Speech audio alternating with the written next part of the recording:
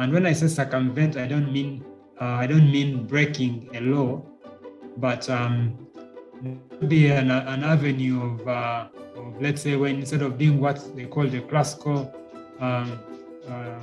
transgenic approach or biotechnology, the classical biotechnology or genetic engineering methods, you can go the genome editing way.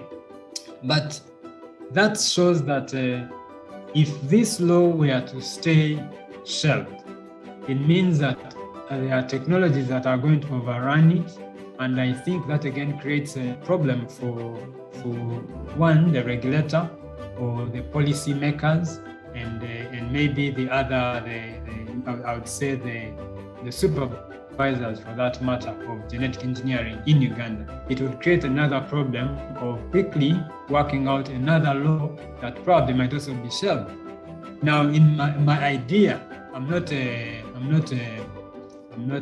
lawyer, but I would imagine, or I'm not even a parliamentarian, I would imagine that a law can be passed, because I want to believe that the members of parliament that passed it followed the right procedures. They read what was presented to them and they passed that law. Now, if there is, I've seen scenarios whereby if a law is contested by anybody in the population, it can be challenged in maybe courts of law. And if it's challenged, the courts of law can determine if it should be revisited. And my opinion would be, if the law is passed, it can always be revisited. It can be, one, either challenged, or maybe sequences can overrun it and still to be amended. So in my simple way, I would imagine that is the approach that we could have. And from the way it looks, it means that I can actually do, there is no law that would stop me from conducting or maybe importing GM material. Like previous speakers have spoken, you can go to a grocery store, a supermarket, and you'll find processed foods that's where there's a label saying contains traces of genetically modified organisms.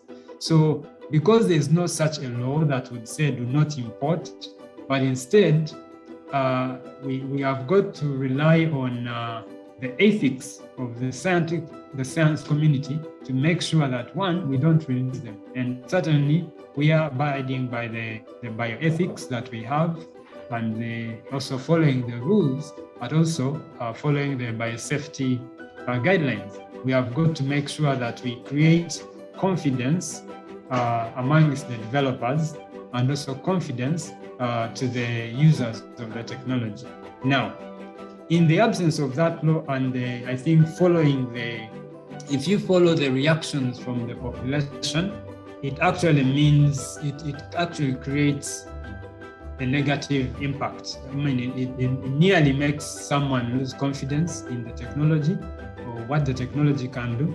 The user of the technology will also lose confidence. I mean, if a developer produces this excellent product, and the law that certainly would be the one that guides its deregulation or its commercialization is absent or creates such an atmosphere, the end user will actually also fear using that technology.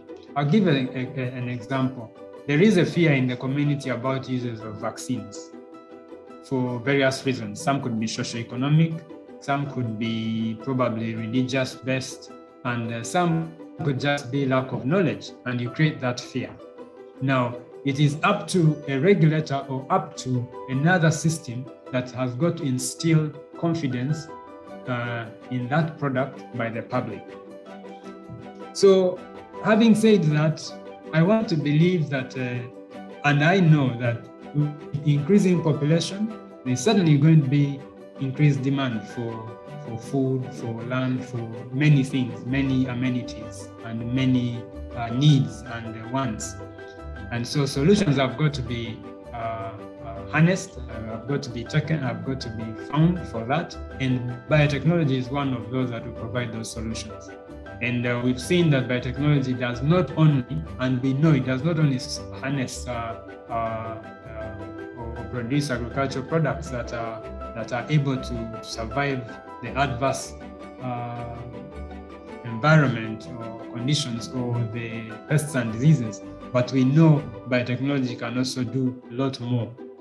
Now, having known that it goes beyond food, so we certainly must embrace ourselves for this kind of technology.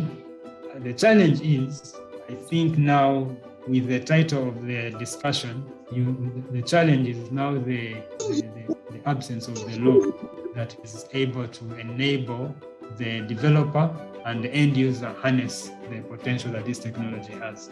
Jimmy, I don't know if I have... just to come in there, right there, with a follow-up question. Yes, I am please. aware that during your research at the level of field trials, you engage communities, interface Yes, we with do. bring communities to the field trial, and give them a ray of hope. You inform them that, look, you've probably been losing $460 million to banana bacteria. We have developed, or we are developing a banana that is resistant to banana bacteria oil. And like you correctly said, halting the law or fail to the law does not hold research.